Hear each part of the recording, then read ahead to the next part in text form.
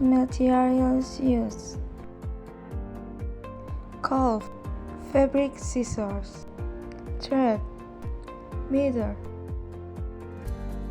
fabric sewing chalk, straight pin, thread scissors. The first step is to cut the fabric according to the pattern size. Then measure to create a seam to make sewing easier.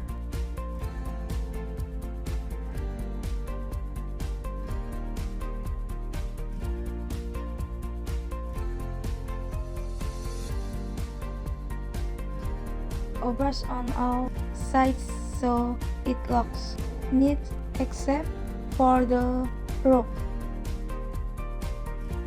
Connect the front sides. Sew the right, left and bottom sides of the bucket. Connect the back front, send the base.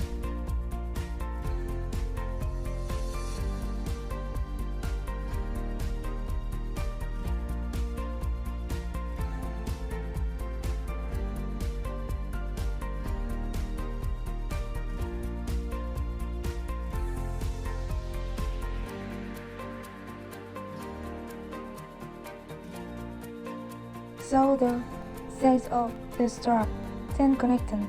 Zoom the top of the front and back.